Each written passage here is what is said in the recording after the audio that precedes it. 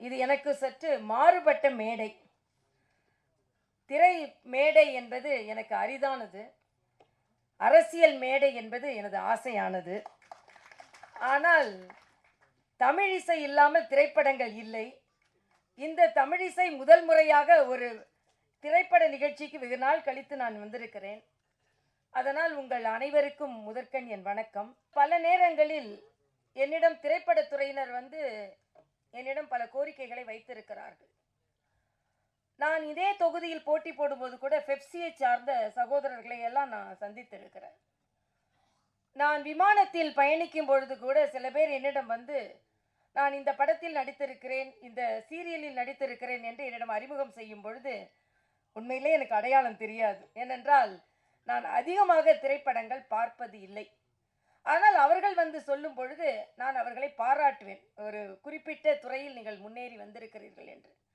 ஆக அப்படிப்பட்ட ஒருவளை இந்த திரைப்படத்தின் பாடல் வெளியீட்டு விழாவிற்கு வர வைத்தது யார் என்றால் சத்தியமாக அனுமன் தான் என்னை வர வைத்தார்.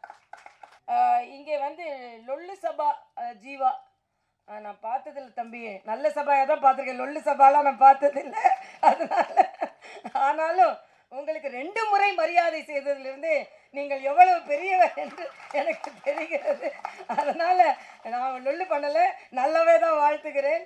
அதனால் அப்படியா, அவரும் நம்ம ஊருக்காரர் தானா?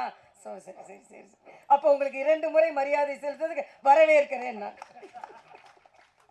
பேபி வர்ஷினியை நான் உண்மையிலேயே பாராட்டியே ஆக வேண்டும்.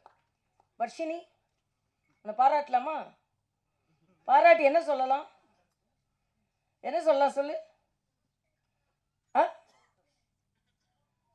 ஓகே அக்கா.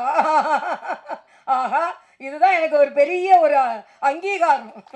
ஏன்னா நான் அடிக்கடி சொல்வது உண்டு, ஆளுநராக இருக்கும் பொழுது என்னை கேட்பாங்க, நீங்கள் ஆளுநராக இருக்கிறத மகிழ்ச்சி அடைகிறீர்களான்னு சொல்லுவாங்க. நான் ஒரே ஒரு வார்த்தை தான் சொல்வேன், 2 ஆளுநராக இருந்தால் எனக்கு மகிழ்ச்சி கிடையாது. யாருமே ஆளுநர் மாதிரி ஒரு மாளிகையிலிருந்து அதை விட்டுட்டு வரமாட்டாங்க. ஏன்னா நீங்கள் ஒரு நாள் ராஜ்பவனுக்குள்ளே பார்த்தீங்கன்னா 300 காவல்துறை அதிகாரிகள், 300 பணியாளர்கள், சீஃப் மினிஸ்டர் நம்ம சொன்னால் வரணும், மினிஸ்டர்ஸ் நம்ம சொன்னால் வரணும். ஆனால் அவையெல்லாம் வேண்டாம் என்று ஏன் விட்டு விட்டு வந்தேன் என்றால் தமிழகத்தில் அக்காவாக இருக்க வேண்டும் என்ற காரணத்திற்காகத்தான். வர்ஷினிக்கு எனக்கு ரொம்ப பிடிச்சது என்னன்னா, சாதாரண பிள்ளைங்க ஆன்டின்னு சொல்லுவாங்க, அது சொல்லுவாங்க, ஆனால் ஓகே அக்கா. ஆக வர்ஷினி வாயில் இருந்து வந்த ஓகே அக்காவை தமிழகத்தில் உள்ள அத்தனை குழந்தைகளும் ஓகே அக்காவாக நான் இன்று ஏற்றுக்கொள்கிறேன். நான் எப்படி பாராட்டலான்னு கேட்டா, பாராட்டல விட ஓகே அக்கா இயல்பாகவே இதயத்தில் இருந்து வந்தது. அதனால் அவளுக்கும் எனது பாராட்டுகள். செய்திகளை உடனுக்குடன் தெரிந்து கொள்ள உடனே சப்ஸ்கிரைப் பண்ணுங்க.